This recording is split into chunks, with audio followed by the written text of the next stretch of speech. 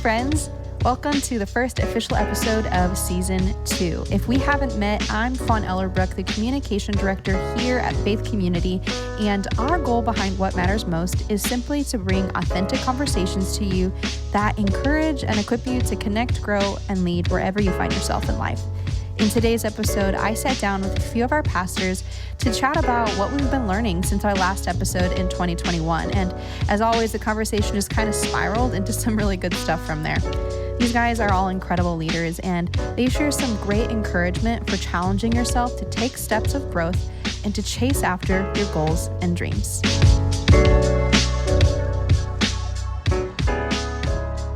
Yeah, I just think it'd be fun just to have a conversation about what we're learning, kind of where we've been since the last time we recorded our last kind of roundtable discussion a week before Christmas in 2021.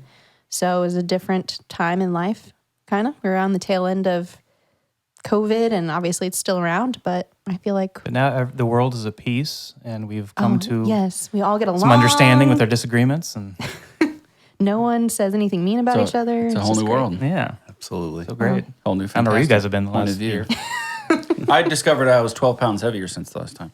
That is a problem. That was pretty disconcerting. Did you weigh yourself before the last podcast? How do you know it's exactly 12 pounds? I mean, I'm approximating. I'm Gotcha. approximating because I knew about where I was, and then I decided to get on the scale on a Sunday before church, which was not smart. That's What? Why? Lauren goes, it's not a good idea. Yeah, it's not a good idea. I'm like, don't worry, I've been doing fine.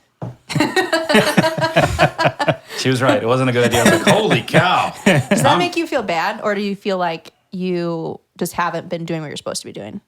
Both. Okay.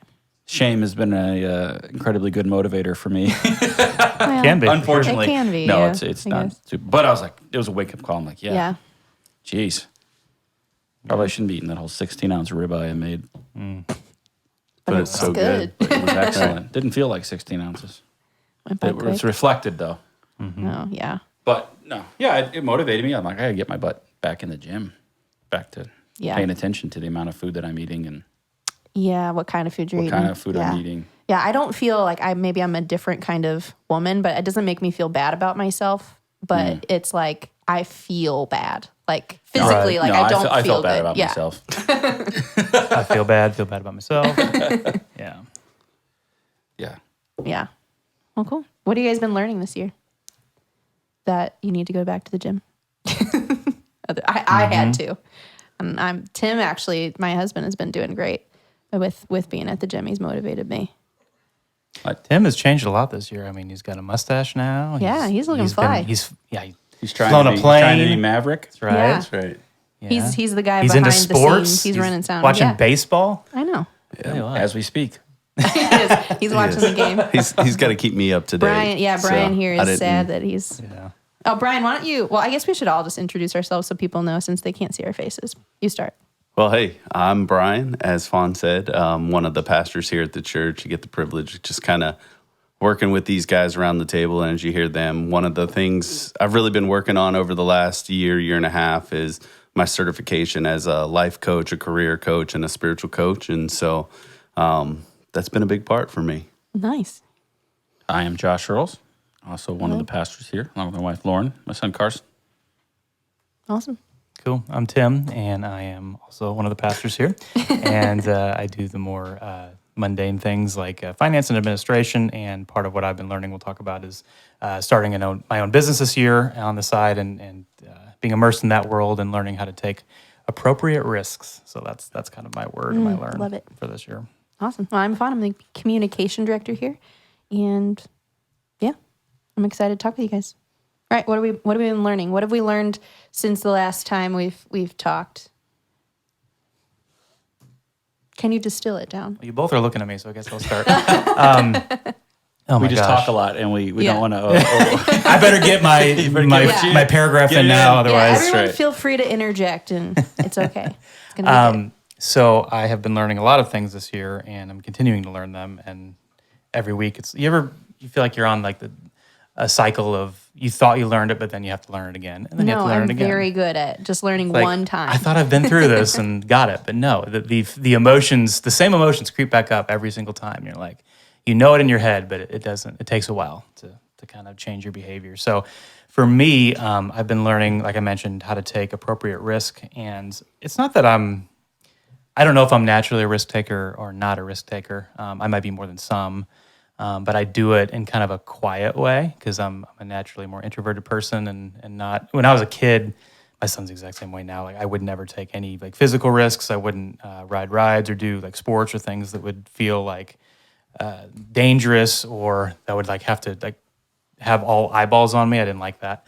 so I prefer to be in the background. And so I've been learning this year how to risk in a new way. When you start a business, obviously it's not the same as getting a new job where you just get paid hopefully every 2 weeks and the boss tells you what to do and you clock in or out or you don't, and things are kind of stable. When you own your own business, you are betting on yourself. And for me, what I've learned this year is we can, for me, I think a lot of people either overvalue their time and potentially undervalue their resources like their money, or the opposite. They might overvalue, whatever I just said, the opposite of that. And I'm realizing for me, I tend to put way too much, I get so tight and overvalue the resources I have. And I deal with a scarcity mindset a lot. And I don't know if that's something I've always had or just kind of developed throughout my adult life, but I'd be really close-fisted on what I would invest in myself, but then I would invest endless time in things and a lot of things that were not yielding great results. But I could also go down a rabbit hole of like if there's like a thing I can learn or do, it might not be the most efficient thing for me to always be doing it, but because I don't put the same amount of value on my time, I'll just like spend hours and hours and hours doing that thing. So you're not viewing time as a resource as exactly. you would view money as a resource. Right. Yeah, I was just separating them for some reason. And I thought, okay, well, I have all kinds of time. And I think that may be part of it. I mean, the older you get, the more you realize time is finite. And so I'm thinking... It's both endless and finite. Yes, that's true. So so I've been learning this year how to take appropriate risks in starting this business and investing money into trying to make it grow, and then realizing that there's a chance that it doesn't pay off. And that's what's been hard for me, because like I'll put money at something if it's like a sure thing. If it's like, okay, I know if I put X amount of this, then that is guaranteed to give me this. Well, this is a little bit different. It's just like, investing in the stock market. So you place your bets on, and appropriate bets based on your risk tolerance, and you hope to get a good result, but you will never achieve anything if you don't invest something. Right? So you're guaranteed to do nothing. Exactly. Yeah. So I've been learning about that, and it's been fun. And I'm still learning. Yeah. How did you finally make the decision to just take a risk and be okay with it? Or were you ever fully okay with it? I'm still not fully okay with it, but I'm learning to be okay with it. I think, you shouldn't do stupid things, and you shouldn't just be like bet. There might be some bet the farm moments, but not everything should be a bet the farm moment for you, because you're not being very wise or discerning if you're doing that. But I think you just take it in baby steps. Like for me, I had to decide early on, okay, this is how much I'm comfortable investing in myself, let's say a month or a quarter or whatever, and see how that goes. And not feel pressured to like respond to every single opportunity that comes up, because there's always opportunities. I mean, when you start something, there are people that are marketing towards you to say, okay, hey, use me for this product, and I can get you clients, I can get you business, all this stuff. And some of that might work out, but a lot of it is just noise. So you have to decide, okay, here's what I feel appropriately. Like I'm going to try it for this amount of time, and make sure you're clear on your goals. Because if you don't have any goals, how do you know that it was worth the money or the time or whatever the resources that you're investing in yourself? So I would just say that's what I've been doing, is trying to just take it one step at a time, not get ahead of myself. And that the getting ahead of myself is where I really struggle, because I just think I should be further along than I am. I always. And so to me, I have some goals by the end of this year, the end of next year, and they're important, but not crucifying myself if I don't get them. You know what I mean? Yeah. Like, okay, what did I still learn in the process? Yeah. I'm going to be further than I was if I didn't put any goals down. Right. It's not like you're not there because you didn't do anything and you're just being lazy. You're just, it's just, you're not there yet. Yeah, exactly. Yeah. Being okay with that. Yeah. Yeah. No, I'd say for me, thinking about that term, because on some levels, in the same boat, but very early on in the process that you're in, Tim, with like this coaching career that I've kind of started and moving forward in. And so for me, a lot of the learning that has come with that is almost going back to what you said earlier. You think you've mastered something or gotten ahead of something, and you're like, I know this now, I'm good.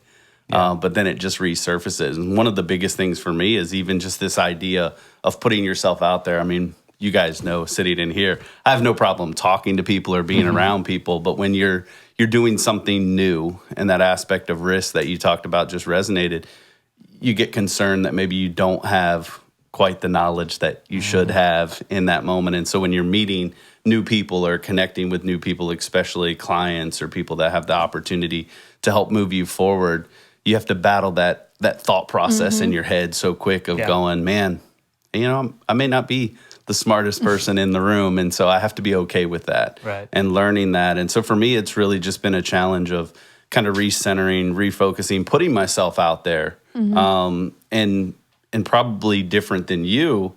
I can set big goals easy, and if I don't hit them, it's like, oh man, I just missed it. I'll recenter, but it's being more strategic in the process of really setting some of the simplistic things in place for me that can be those targets to remind me that I am or I have to move forward in that. Yeah, that's good. Yeah. What was your catalyst for like jumping into this? Because I know what it was for me, but I'm curious for you. Like, why did you decide to start this new thing? For me, I think I needed something a little bit new. I'd been in youth ministry for 20 years, and I still love that dearly. It's a part of who I am. But I also recognized that there was just this growing unsettledness within me. And so I started to really just kind of process, pray, and think about what's next for me in life. And I really want to be able to, I think there was a part of me that discovered during COVID and into the years is there is a creative part of me. And so this was something that I felt like I could create and establish. And I really, at the end of the day, I think it got to the place where I just wanted to see if I could do it. And then challenge yourself. Then found a niche in this, especially with coaching, because it fit some of the values, some of the giftings that I feel I have. And so it was like this natural fit.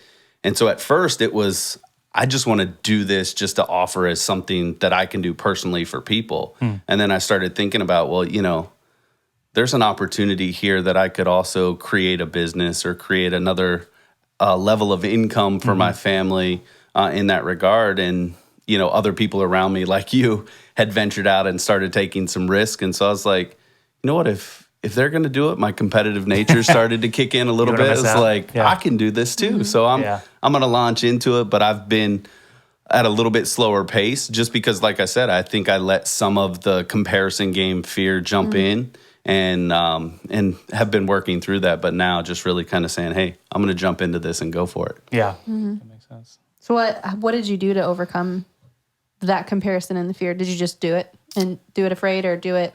Yeah, I think for me, a lot of it is, and still to this day, is sometimes just doing it afraid. And then just, being amazed, because one of the things I've learned in the process is really letting other people critique in a positive way and not being scared of criticism. I think there's a part of me that I just want everybody to like me, and I want everything I do to be done well to a degree.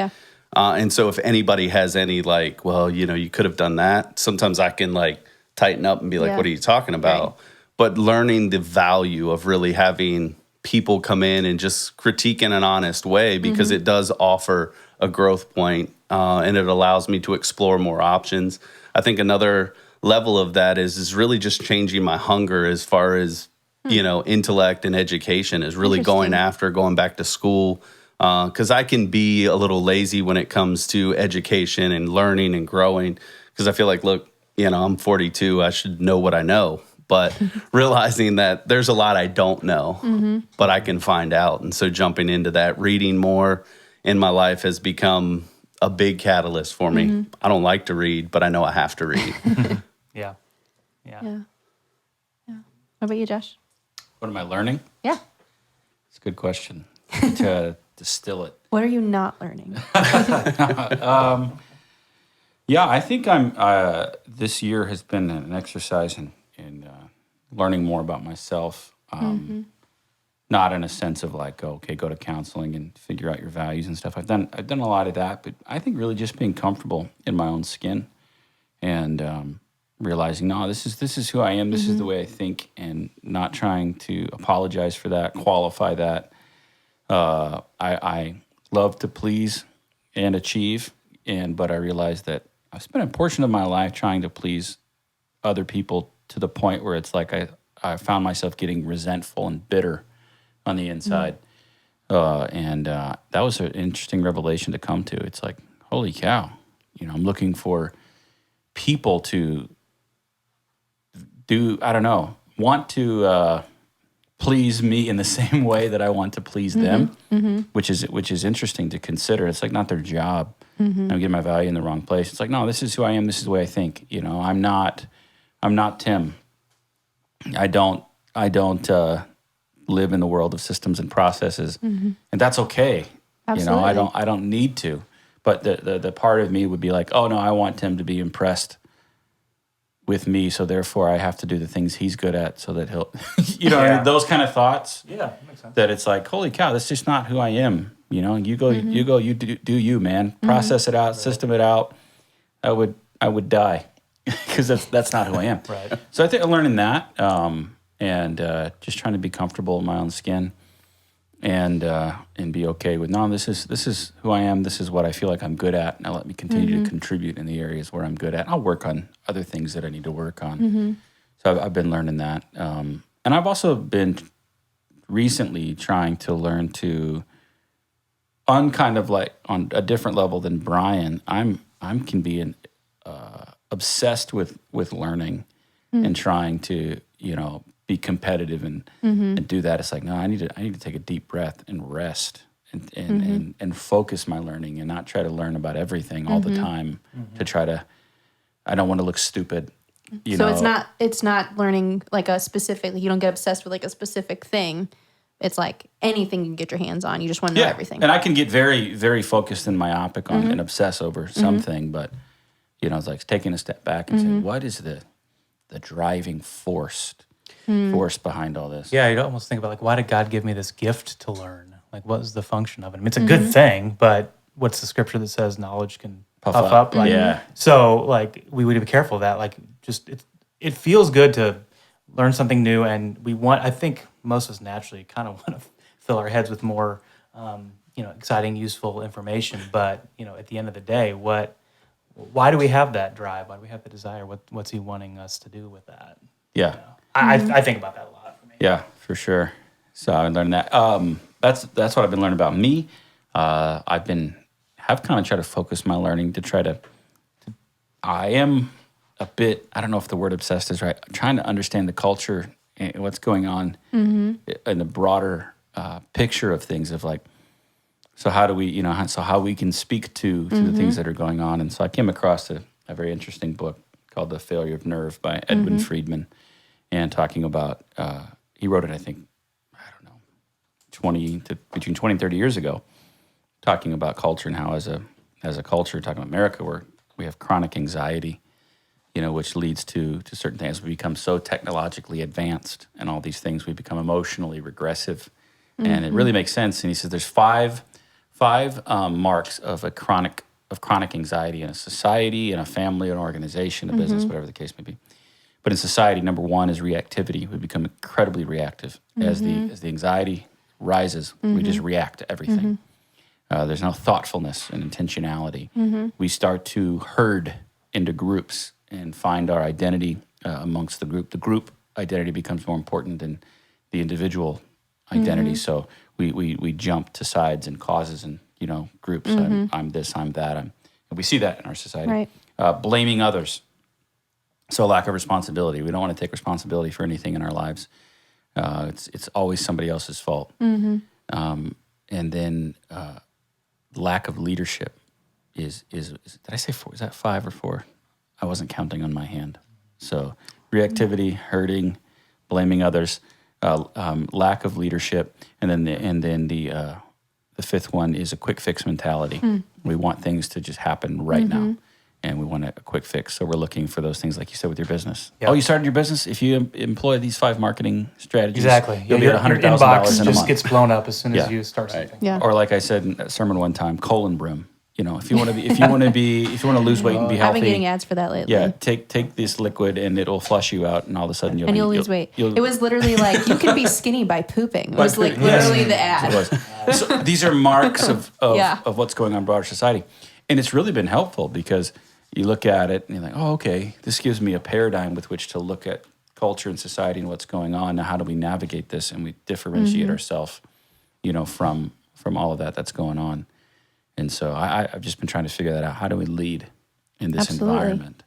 I have a question around that. So do you think this might be somewhat theological? Hey, Tim, can you talk closer to your mic? Sorry. Sorry. Yeah, I have a weird sense of I can't tell how loud I am. It's okay.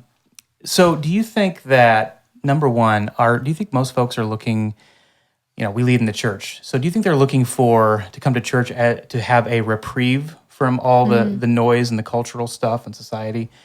Or are they most people looking for us to speak to what's going on in culture and give them a biblical context of that? So that's my first part of the question. And the second part is, whatever the answer is, what do you think we should be doing right now?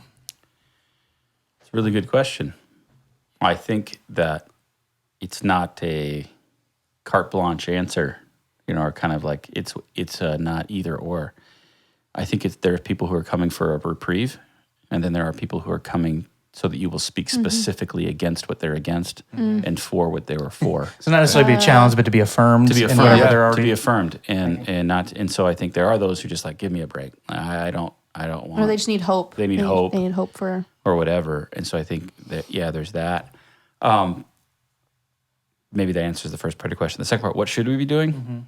I think both, and they can't be disconnected from. We should create an environment where you can come in and take a deep breath. And you're like, okay, there is hope here, there's community here, there's faith here, but yet I am also going to be challenged. And that I heard someone say, here's what it means to be pastored: to be known, to be loved, and to be challenged. Is what it means to be pastored. I thought it was pretty interesting. To be known, to be loved, and to be challenged.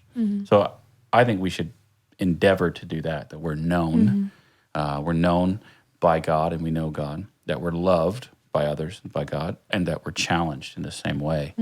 Because we need that. So we can't create a fantasy world where you come here, we don't deal with anything, Absolutely. and we just rah-rah. Everything's like daisies and rainbows. Kumbaya, Yeah. and Right. have no idea how to navigate and live in the tension of the world. Just think that's got to be so challenging. I mean, we all feel it, but you feel it in a unique way, that it is so on everybody's mind all the time because of what we're inundated with, because of our access to technology. We've never had this before, where I feel like, we're just, it's just in our face. And so how do you lead to do what you said at the beginning? Like, you've been trying to learn about what's going on in culture, but not let that make you feel like you're always being reactive to it. And okay, well, my message this week depends on whatever the headlines in the New York Times are this week, like that's got to be exhausting, but we can't ignore it either, because then, like in Jesus' day, he spoke to what was happening, and he used references about what was happening in Rome and all the things that were very important to that culture. Yeah, it's like he spoke to the culture, but he didn't elevate it to the sense of we are trying to destroy the culture, Well, I think, and be militant. Yeah, I think against the it. important distinction is teaching people how to follow Jesus and live. Like we talked about, we just recorded the First Fruit of the Spirit episode this morning. Like, how do we follow Jesus in the midst of culture and not separate ourselves from it? But we don't have to come against any given thing that people are upset about or struggling with, but just consistently, how do we follow Jesus in everyday life? Yeah. That's what we're talking about. Yeah. No, and it's good because I've been reading through the Gospels and just in my personal time, and kind of the one thing that has stood out was exactly what you said, the way that Jesus, number one, just made people feel known. Even people that were just coming up to him on the side of the road and didn't have necessarily this personal connection. We know Jesus knows everybody, but in that and how he would make people feel loved. But they didn't know that at that point. Right. Like, they didn't know that he knew.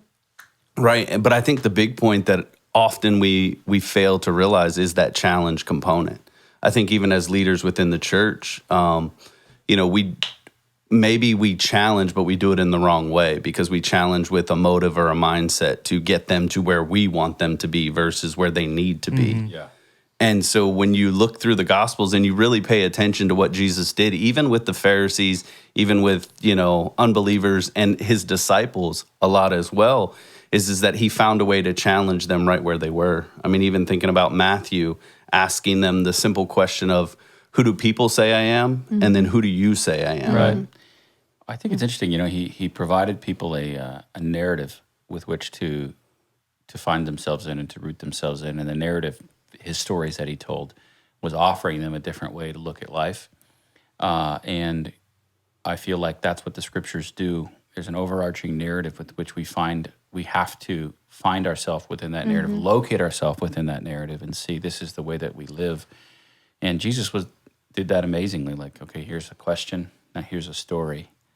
Who is my neighbor is the question, and Jesus tells this whole story, and basically he says, who isn't your neighbor? Now you need to deal with what was just said, and you need to locate yourself within this narrative. And who are you going to be? And we all know who we should be based on the way he told the story. Right. And I think that there are so many competing narratives in culture right now vying for our attention.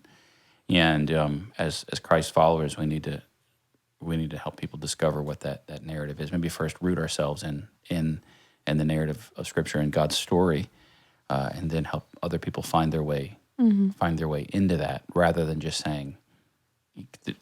critiquing and criticizing the way people live. I mean, that's what I think I've been learning. I've been really looking at the Old Testament quite a bit, and just, okay, how do I find myself in the grand scheme of what God is doing?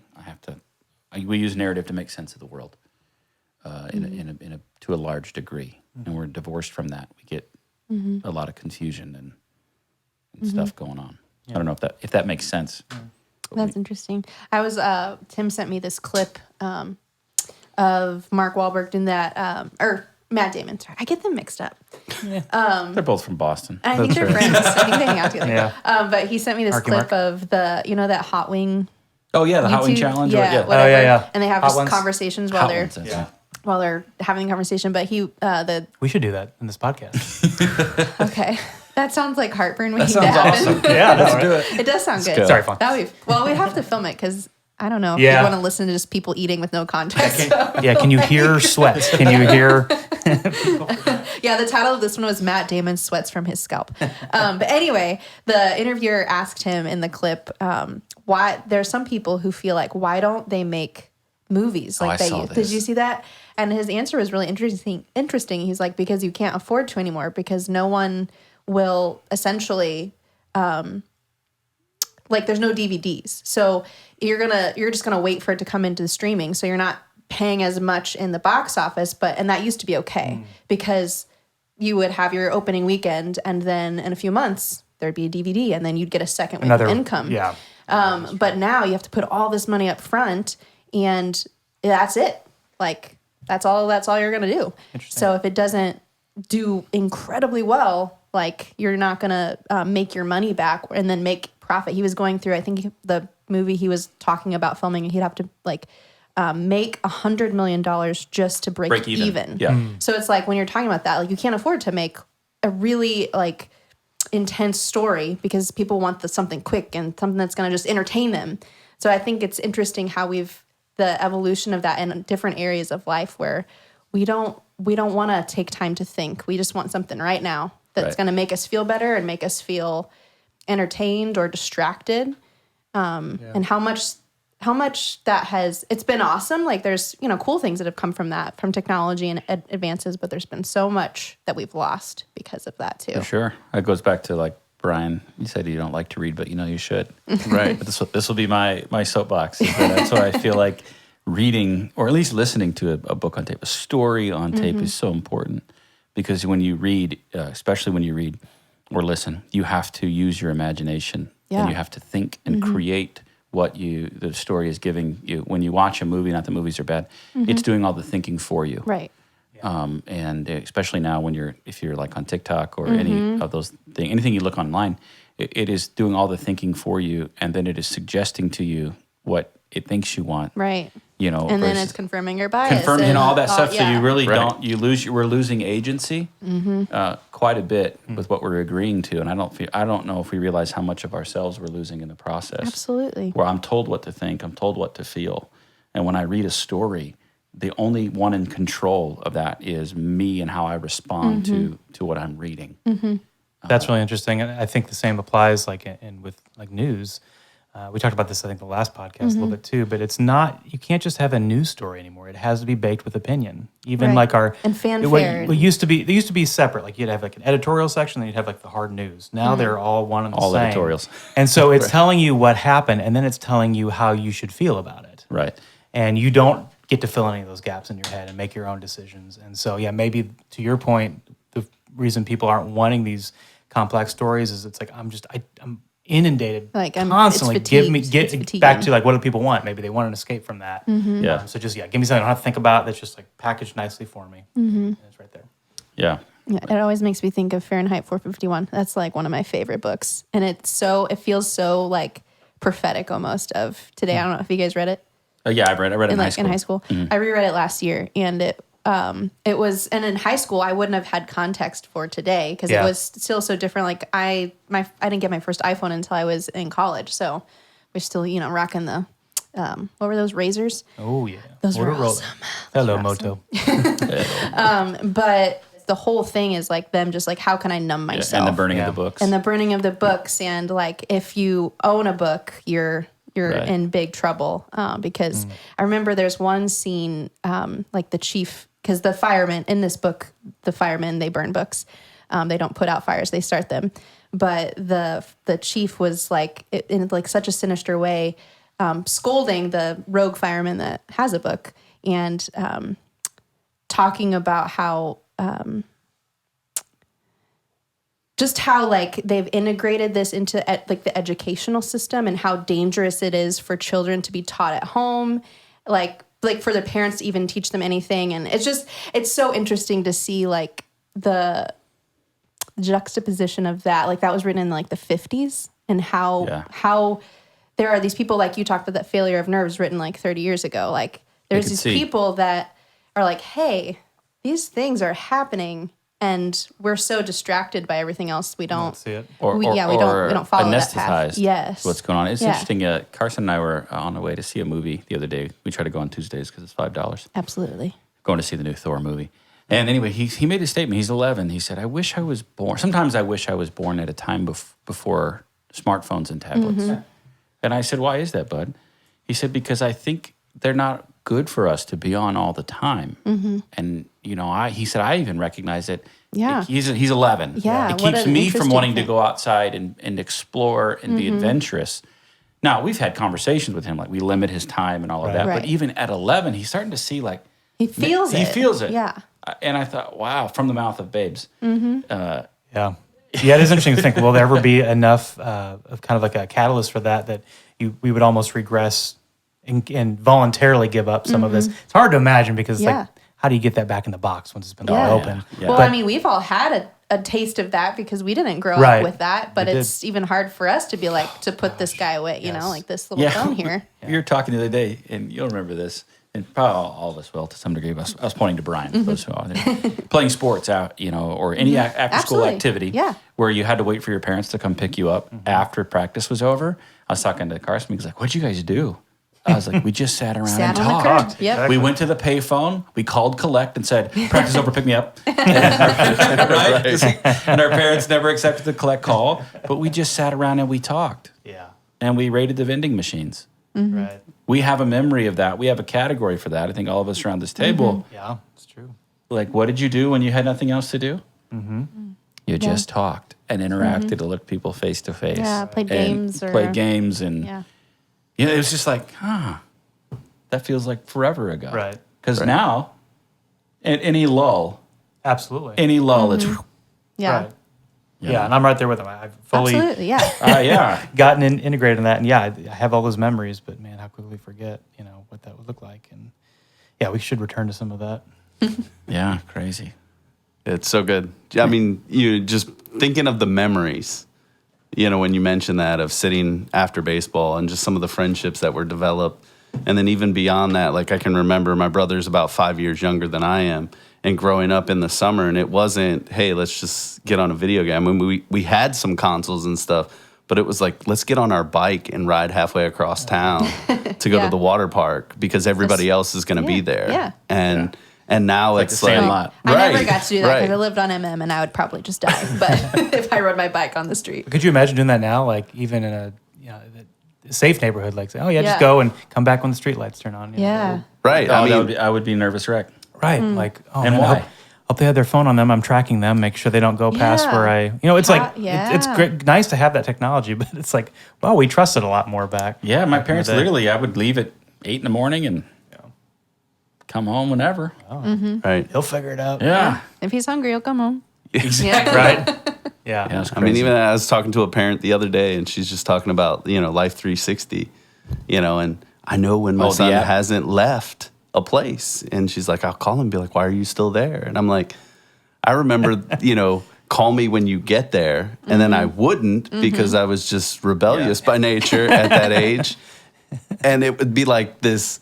My parents would be so heated because they're like, I spent like an hour and a half calling everybody I knew to try and figure out where you Track you were. down. And I'm like 2 houses down. We're good. Well, if that were the case now, I don't know how many times when I was late for curfew, I got stuck at the train again. Railroad tracks. I couldn't be able to do that anymore because That was I the could see excuse. you were nowhere near the I have Amtrak schedule pulled up right here, and they're not even running. A lot more accountability. But those were a different time. But I think all these things affect, who we are and how we interact with one another, and we got to go. We got to have something to, again, a narrative to root ourselves in, to identify ourselves.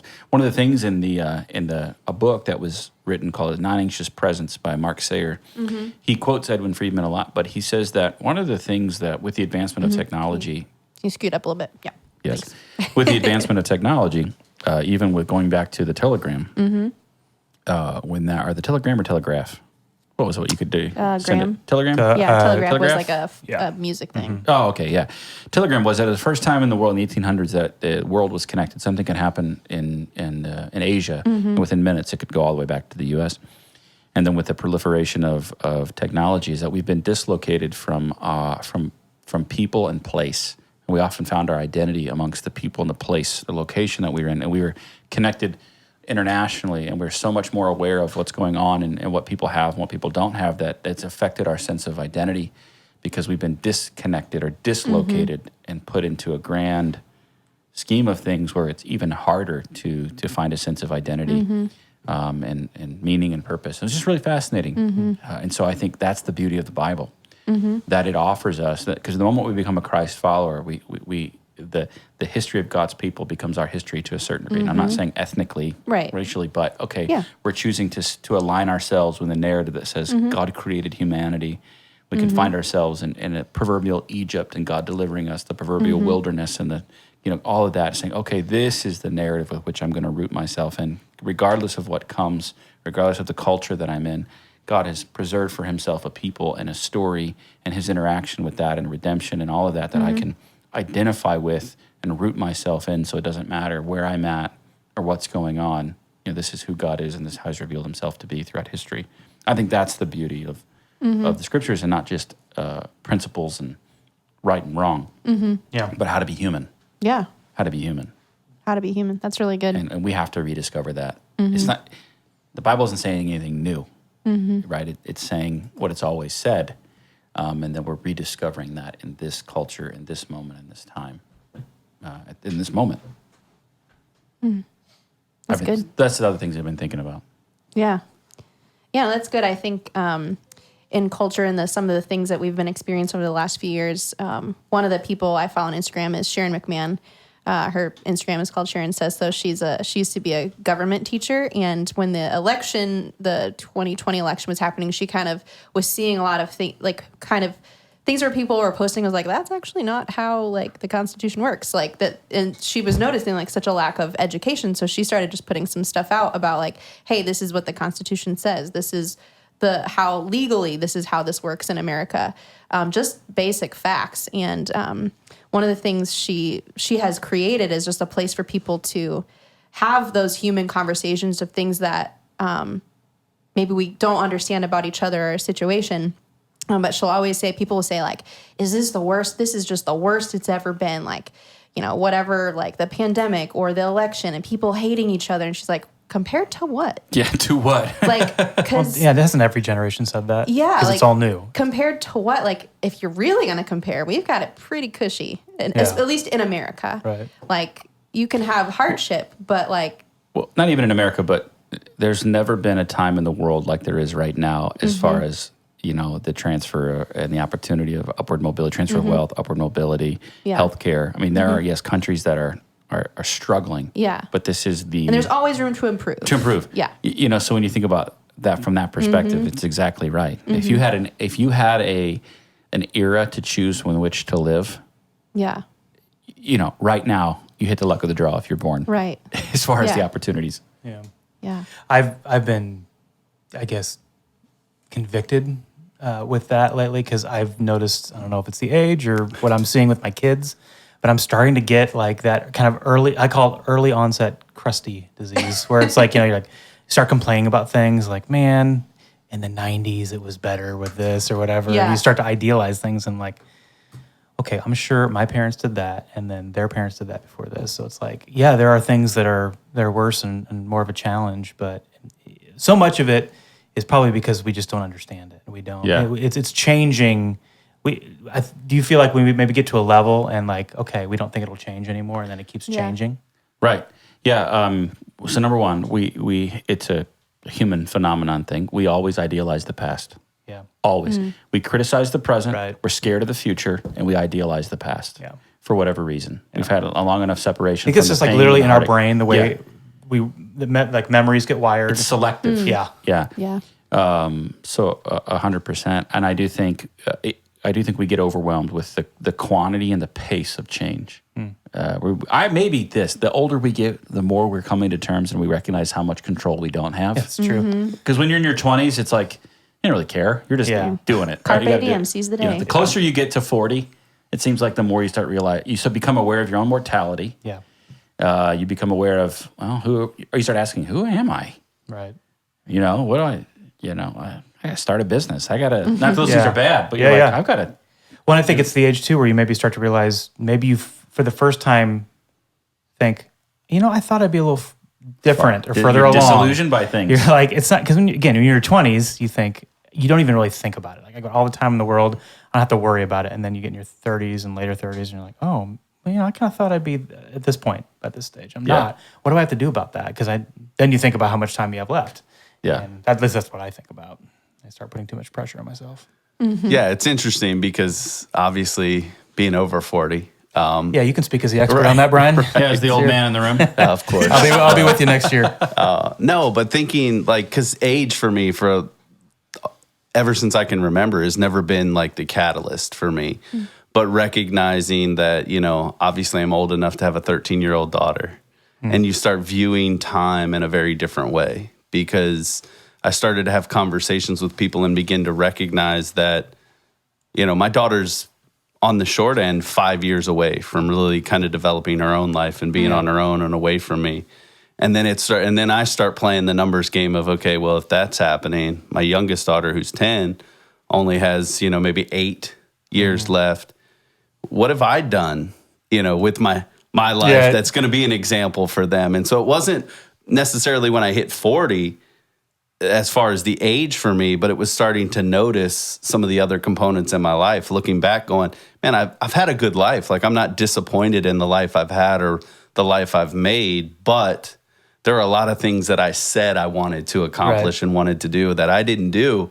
And you're right, I only have so much time. And then what you're doing is you're projecting all of your personal feelings across society, other people, institutions, and you can get a pretty negative view because it's all what you're, I'm going to take a stab at this, or maybe a broad generalization. What you are frustrated with is yourself. And rather than taking personal responsibility, it becomes a blame game, i.e. chronic anxiety on other people, institutions, and things. And if they would just change, Easier to do that. all of this would make sense. For sure. And I think that's a difficulty. And we put all our insecurities on everybody else.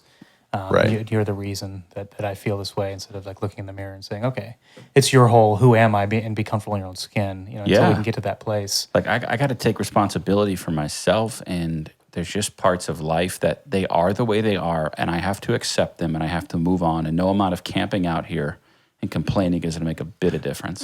Yeah. I mean, talk about kids. They're great at keeping you humble and honest, because like I've been around the dinner table and we're just talking about something. The latest thing, over the last 6 to 12 months has been gas prices. And that's a constant point of conversation. And, I'm frustrated like everybody else is with them, but I'm not it's like the worst thing. It's not like literally debilitating me, thank God. But we'll talk about it like it is, it's like the worst thing ever, because we're remembering, and then we'll start telling the stories. I remember when I first started driving, it was like 86 cents a gallon or whatever. And my son was like, all you guys talk about is gas prices. Like, what? And then what that is makes going you on? feel older. Like, this is what I care about now. Exactly. It's like, can we just talk about something else? I'm like, you're right. Why are we talking about this? And you know what I think we're doing unconsciously is we're giving them a narrative, and we're telling them that, this is what you do when you get older. You complain about these things, and it's easier to complain and critique, no matter how happy you are of a person you are. But that's what we're doing. We're giving them a narrative. When we have the opportunity to say, you know what, gas prices stink. I don't like spending $60 when it used to be $30 to fill up my car. And that felt like a lot. Yeah, and it's crazy, and there's legitimate things going on. Yeah. But one thing we've experienced, your mom and I, and I'm not saying I do this, I'm just literally thinking in the moment. Your mom and I have been married for 15 years, and we had nothing. And now here, but God has always been faithful, regardless of the gas prices, regardless of what's going on. God has always provided. God has always seen his people through. This is how we adjust. But, we're having to spend 2 to 3 times more on gas. So we've had to pull money from somewhere else in our budget because, we can't. Like we have those opportunities. Use it as a teaching and a good, instead of just a gripe fest. A gripe fest. That doesn't tell them anything. We pass down those things, not thinking, and kids are impressionable. Not only kids are impressionable, people are in general. Yes. So at almost 40, when I hear people who are 20, 30 years down the road, and they're talking about these things going on, and all they're doing is complaining, and there's no hope. It's like, oh, geez, then, well, go to hell in a handbasket. Yeah. If gas prices were only $2.50, Right. and then gas prices go down, something else happens, and the proverbial conversation There's always at the dinner gonna be table. It's something. always that, it's Something like, else. and we have that opportunity to realize, and maybe that goes back to, rather than being reactive, being intentional. Yeah. Yeah. And again, I am not saying that I've been good at those things. My son has been saying, Dad, you seem kind of frustrated. Dad, you seem stressed. Are you okay? You've been a little short with me today. Yeah. Like, dude, you're 11. Get off my back. That's right. It's good. And almost what you're talking about to some degree too is almost kind of creating a new family culture. Yeah. Because, again, I can think back to growing up and the conversations I heard and how, my dad was a hardworking guy, so he was out late a lot to provide for us. And so we didn't always sit around the dinner table, and how easy that was when I got older and had kids to not sit around the dinner table. Right. And so conversations became less. And so you're right. It seems like sometimes the only time I have conversation is when I'm talking about something that's frustrating me versus saying, hey, and I remember when we were here and look at what God has done. Yeah. And one of the things that I love that we do as a family, and we're not perfect at this or do this well, but is we allow our girls to put like vision and goals. And then we match a scripture verse, and we have a little whiteboard that's kind of hidden in our kitchen that we put like our family verse for the year. And so that way, whenever we walk by that, we're reminded that, hey, we may not have hit some of these goals that we've put on the board, but God's faithful and we still have time. And so it's a neat thing when you start to think about what kind of culture are you going to create within your family, whether you have kids or not, even just with your spouse, or the culture that you carry individually is just a neat conversation to have. Yeah. That's really good. So really the key is just being intentional. And as I'm not a natural goal setter, because I automatically think well, what if I don't hit that goal? So I just don't even want to do it, which sounds really lazy and sad. But I desire homeostasis. I like things just being steady and calm and just happy all the time. I know it does get really boring after a while. But No, you need people because not everybody can be just like go goals, change all the time. But then, yeah, you can look back and be like, oh, I've just been homeostasising for all this time. Like, what am I doing? Like, I'm doing my thing and I'm living my life and it's all fine. But yeah, I would like to do. I don't think it sounds lazy. I wouldn't say lazy. I think it's an avoidance of pain at all costs. Yeah, that's true. And if I don't, and I don't want to be let down, because laziness implies you don't care. You care about it, but you're afraid. Yeah. Afraid. Right. Yeah. Now you guys are all looking at me. Okay, so let's keep going with it. So what's the worst thing to happen if you make a goal and you don't hit it? Nothing. Nothing is going to happen. I know that. See, I am pretty decent at logic. It's just I don't listen to it sometimes. As far as like, I know it wouldn't be bad. I know it wouldn't be bad to hit a goal. I will say, okay, I probably think more about what someone else would think of me if I didn't hit a goal than, like, I can handle myself failing. Like, I'm not going to like it, but failing in front of other people and for other people to see it is not okay for me. Or does not feel okay for me. So does that drive you to only set goals that only you'll know about? Probably, yeah. It feels like very vulnerable to, like, say, like you started putting like your business out on social media. Yeah, and so just so you know, like I was scared to do that too. Right, so I totally understand what you're saying, because it's like, okay, it's one thing for me to just, and I'll tell Misty or I'll tell a few friends, but like once you actually put it out there, then you feel like people are like watching with bated breath to see if they actually gonna, they're not really that focused on you, but we assume that everybody's so in our business and it's like, oh, they're going to know if I didn't achieve my goals or whatever. Right. Yeah. I think it's, I don't know. There's a lot of things. I think one other struggle I have too is like, I'm decent at a lot of different things.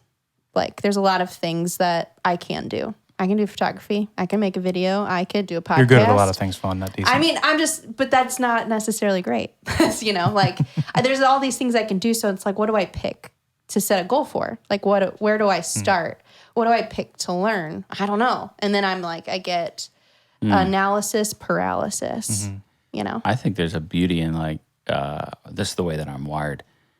Like, you don't necessarily pick the things that you're going to learn. You discover it while you start down a path. You know, like, you think, oh. And then you're surprised and you kind of discover it. Like, and then you continue down that which piqued your interest or that which kind of lit a fire or that was something that was sparked. Now, obviously you pick a book, you know, or something and you go. But there's something about that. But I'm not saying that is beautiful, but I'm not saying that's the only way to do it. Right. Because then you can be so like a shotgun rather than a rifle. But I think there's something about not knowing where you're going, but going anyway. Yeah. I'm trying to learn to be okay with that. I think I mentioned this in the last podcast. I'm learning a lot about letting go of like my expectations, and not in like a bad way, but I think there's so many things that like I want to hold on to that homeostasis. And so it's like, there's been so much that has rocked that in the past couple of years. There's been no homeostasis for a while, and we're kind of just getting back into. I'm like, oh, okay, I like this. I like feeling like, oh, I can expect things now. Like it's not gonna get back to predictability. Yeah, or at least, I mean, there's no wood, but yeah, at least to a degree. So learning to be okay with those things, and to like even with this podcast. I didn't really have a lot of things to talk about, and I was getting pretty nervous about them. Like, oh my gosh, what are we going to talk about? Not that you guys, I'm like, your brains are full of great stuff, so it'll be fine. But learning to just be okay with not knowing where I'm going. Yeah. Yeah, that's true. Yeah.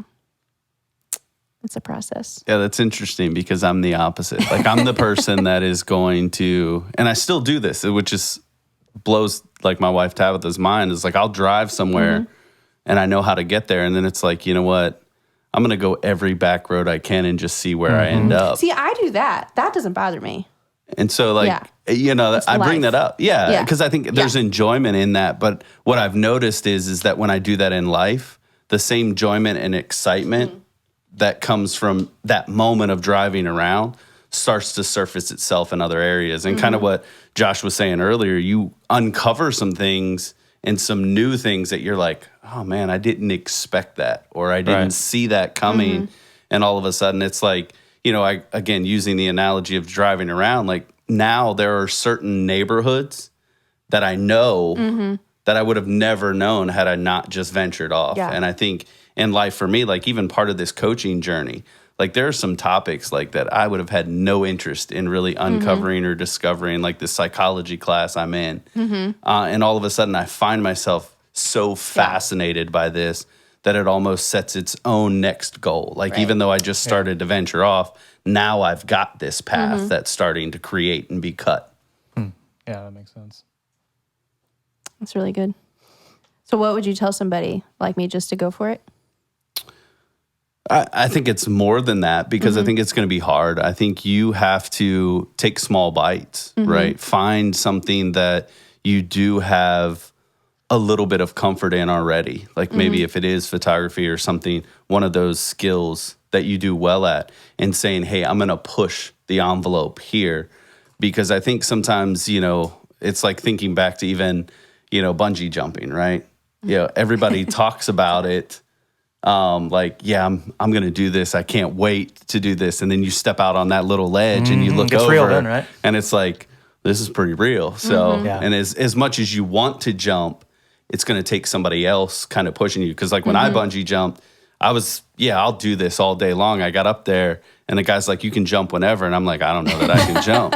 I actually You can't. don't understand, I'm bro. physically Right. capable of moving. And he's like, well, I'll help wants you. to, but my legs. Right. Yeah. Right. And I think so I say that, find something that you're comfortable with, and maybe even find a person that you're comfortable with to put it out there that is going to kind of push you a little bit more, whether that's your spouse or a close friend, whatever, that's going to give you that push. Because like when I bungee jumped, it was like, hey, we're going to count to 3, you're going to jump. And he goes 1, 2, and then kind of gave me that shove. Flesh just thinking And so about it. you start going. Yeah. And the whole way down, you're just thinking, man, I'm going to splatter on the rocks because this isn't my going to end. work. None of Goodbye, this. world. But then as soon as it catches and you feel like it's not even the going back up, right? It's not that things are just all of a sudden magically better. But as soon as you feel the tension of that bungee jump as it's starting to catch, there's such an adrenaline release and rush because you're like, everything I just did was worth it. Then you're like, okay, I'm not going to die. I Right. can enjoy this. Right. Oh, man. Yeah. That's how I felt when we flew a plane a few weeks ago. Like, whew. Every time Tim couldn't feel the turbulence, but I was in the back like, oh my gosh, this is His amazing. adrenaline was going too much. Yeah. I was like, this is awesome, but also I hope I don't die. Also, I think too, there's a thing as an important thing, if I could speak correctly, an important thing with this is understanding your level of risk that you're able to take, your risk tolerance, as Tim would say. Right. And that there are some people that are just kind of like, they're just going to do it. That's how they're wired. Right.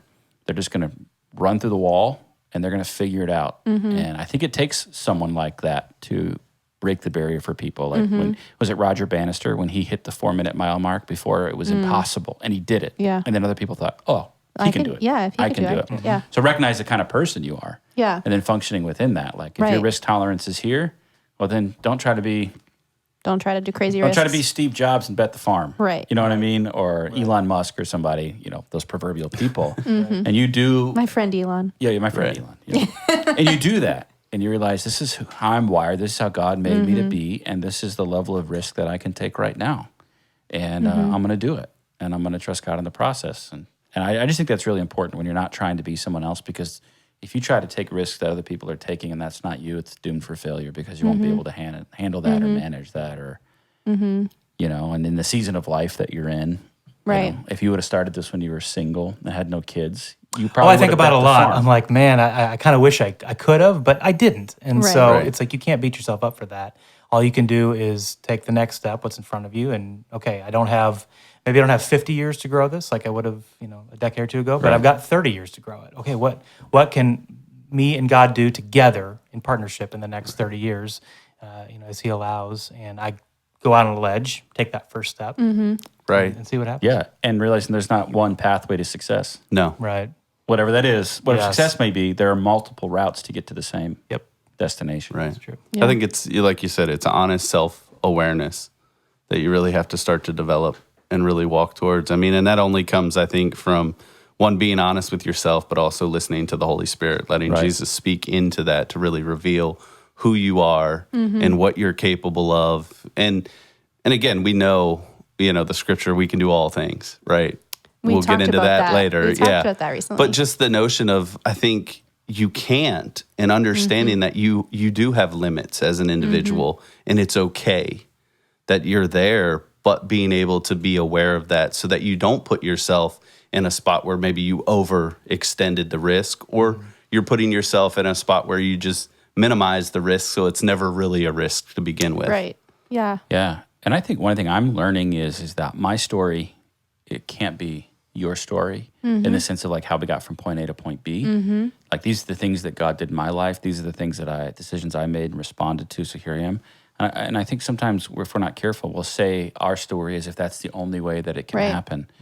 When it's, no, this was the given set of circumstances. This is what God was doing uniquely in my life, and this is how I navigated it. There's principles there to discern and distill down that maybe can help you, but not to think that, this is how I did it, so it's how you should do it. Right. It's good. It'll work for you. It worked for you, then it's going to work for my me. class. And I think we're very susceptible to that because the quick fix mentality or whatever, we see somebody say their story, or we watch their seemingly overnight rise to something, when it's like there's a whole behind the scenes that you missed. And you have to understand this and go through this yourself. And so I've always been really interested in how people navigated their lives. Like I've loved listening to T.D. Jakes talk about his life and how he made decisions.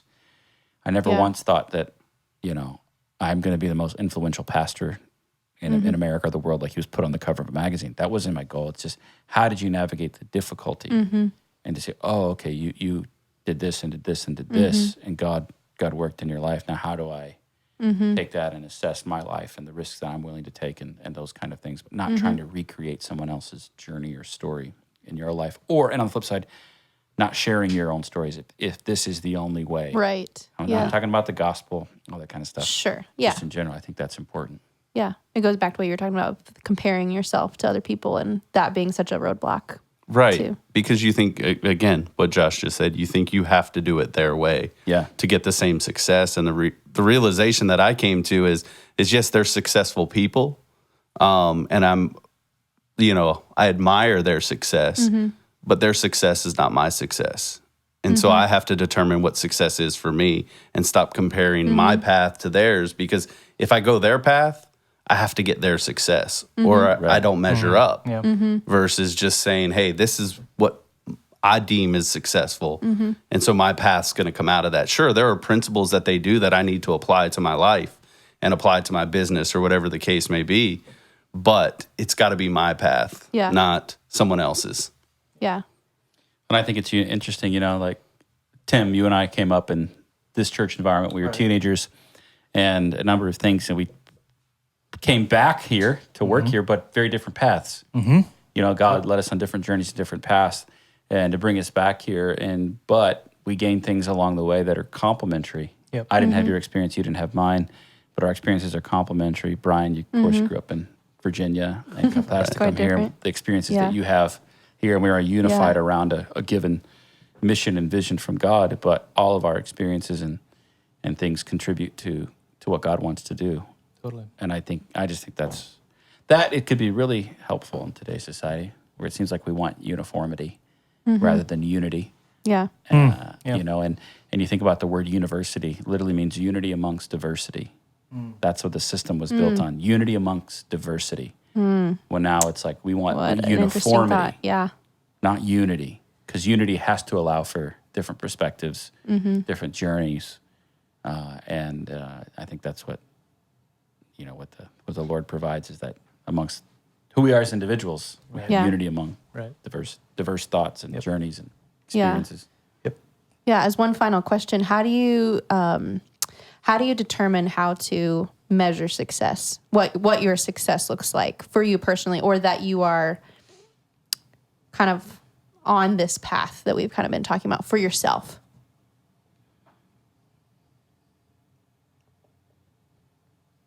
Well, I have a competing thing in my head of like these certain numbers and of things I want to get to, maybe financially or these kind of things. And I think those things are important and they serve a role.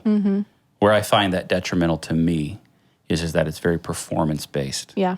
And I don't want to achieve things at the expense of my soul and who I am. And so I'm trying to redefine success in number one, am I doing what God has called me to do?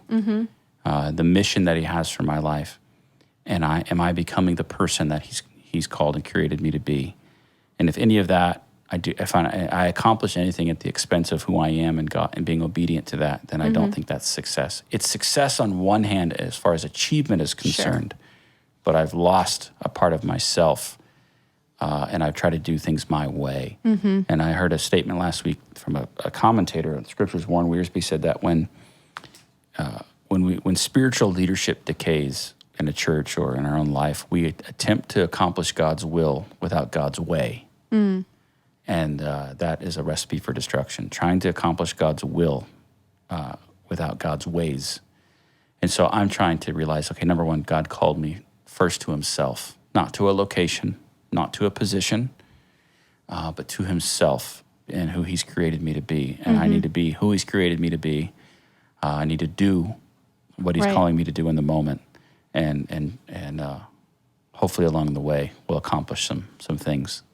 So I don't know. Those are my thoughts right now. That's good. For me, I also can be very driven by the numbers and the specifics, and I'll have those as goals because I'm a metrics person, so I need to have that. It excites me, but I can also. Well, and it's important too. It's important. I gotta be careful. I can make that an idol, and if we don't hit that specific number, then it's either success or failure. There's no in between. Yeah. But there is an in between. I think for me, I wrote down a few points, like for what I'm trying to do with this new venture here. At the end of the day, and whenever that day comes, so I might say, okay, my goal is to be here in, let's say, 5 years. If this endeavor can sustain my family, if it can give me flexibility with my schedule, if it can give me autonomy, meaning, I'm my own boss, I can kind of set my own goals, do all those things, there's not a lid there, and if it can provide equity and a legacy for my children someday. Yeah. That's success. Those are 6. And that doesn't have a number assigned. I mean, there's probably going to be a number that some of those things work out to be, but I'm not focused on the number. Yeah. I'm just focused on, these are the core goals. This is the reason I did this. Not just to make a certain amount of money or to have certain type of lifestyle. Those things might come with it, but this is the why. Yeah. And I would think success for me, going back to risk, would be, okay, did I do something that scared me? But I did it, and you had that moment of, I'm so glad I did that. Right. Whatever it is, that's success if you took that step. For sure. Right. Yeah. And I mean, I echo somewhat of both of what Josh and Tim said, in that for me, success really is just, it's not necessarily arriving to the end goal, but it's that I've made progress towards that. I've stretched myself in some way, whether it be a business, spiritually. For me, when I think about like just the coaching company that I'm starting in that regard, again, some of the goals there that I've set, yes, for me, I actually need some of those numeric goals because it's going to keep me moving forward.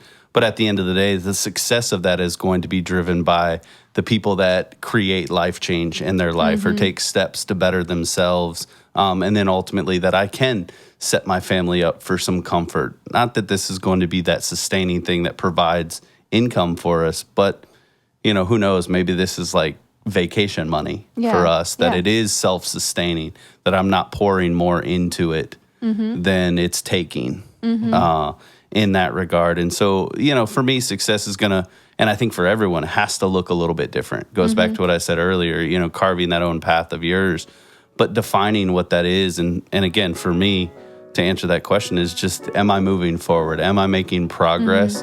And do I feel better about where I'm at today versus where I was yesterday?